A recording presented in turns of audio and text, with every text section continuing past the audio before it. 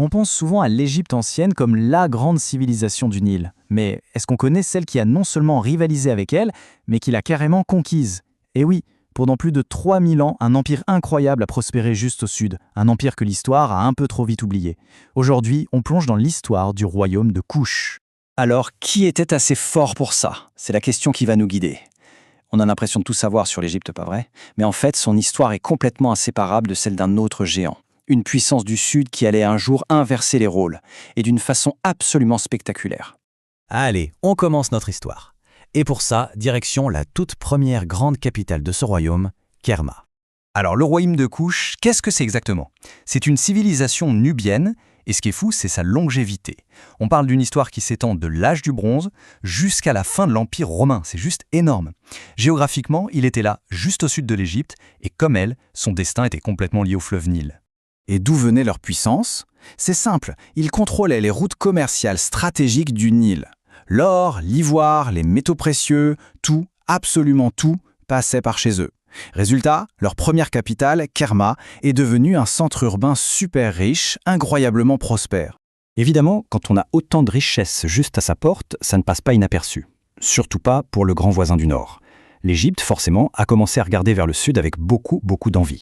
Et ce qui devait arriver arriva, la confrontation. Et pas avec n'importe qui. Des pharaons parmi les plus puissants de l'histoire égyptienne ont mené leurs armées vers le sud. Et là, Kouch a été vaincu. Le royaume est passé sous domination égyptienne et ça a duré 5 longs siècles. C'est le premier grand drame de cette histoire. On avance maintenant dans le temps pour arriver à la deuxième grande période, celle de Napata. Et là, accrochez-vous bien parce qu'on va assister à l'un des retournements de situation les plus incroyables de toute l'Antiquité. Il faut bien s'imaginer la situation. 500 ans de soumission, la culture égyptienne, la religion, l'administration, tout leur a été imposé. Kouch n'était plus, en apparence, qu'une simple province égyptienne. Mais, pendant que l'Égypte commençait à s'affaiblir, à se diviser, Kouch, dans l'ombre, attendait patiemment son heure. Et quelle revanche! C'était tout simplement spectaculaire. Au milieu du 8e siècle avant notre ère, le roi couchite pillé voit que l'Égypte est affaiblie et il fonce. Il lance l'invasion. Ses successeurs, comme Shabaka ou le grand Taharqa, ont achevé le travail, régnant sur un empire immense allant de la Nubie jusqu'à la mer Méditerranée. Et attention, ce n'était pas juste une occupation militaire, hein? Pas du tout. Les rois de Kouch ont fondé la 25e dynastie officielle de l'Égypte. C'est celle qu'on appelle aujourd'hui la dynastie des pharaons noirs. C'est fou, non? Les dominés d'hier étaient devenus les maîtres, et ils ne se voyaient pas comme des envahisseurs, mais comme les vrais restaurateurs de la grandeur égyptienne. Mais bon, ce genre de domination ne dure jamais éternellement. De nouveaux envahisseurs sont arrivés, les redoutables Assyriens. Face à eux, les Kouchites ont dû se retirer d'Égypte. Et c'est ce qui nous amène à leur troisième et dernière grande capitale, Méroé. C'était un mouvement purement stratégique. D'un côté, la menace assyrienne, de l'autre, une Égypte qui leur était hostile. La meilleure solution, c'était de déplacer le cœur du pouvoir beaucoup plus au sud, à Méroé. C'était une question de survie, en fait. Un repli, oui, mais attention, c'était aussi le début d'une toute nouvelle ère de splendeur. Et là, le royaume change de visage. Si Napata, c'était son cœur spirituel, un peu comme son Vatican, Méroé est devenu son moteur industriel et commercial. On l'a même surnommé la Birmingham de l'Afrique ancienne, c'est pour dire. Pourquoi? Pour son intense production de fer, le métal qui faisait toute la différence à l'époque, pour les outils et les armes. Depuis sa nouvelle capitale, Méroé, le royaume de Kouch a encore brillé pendant plusieurs siècles, vraiment. Mais, comme tous les grands empires, absolument tous, il a fini par entamer son déclin. C'était malheureusement inévitable.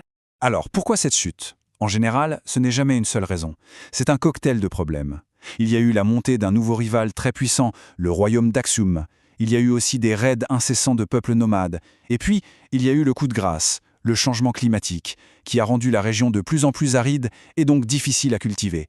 Donc pour résumer ces 3000 ans d'histoire, on a vraiment 3 grandes phases. D'abord, Kerma, c'est l'émergence. Ensuite, Napata, là c'est l'apogée politique, le moment où il conquiert l'Égypte. Et enfin, Méroé, le sommet culturel et industriel, juste avant la fin. Alors, au final, qu'est-ce qu'on doit retenir de ce royaume? Quel est son héritage durable?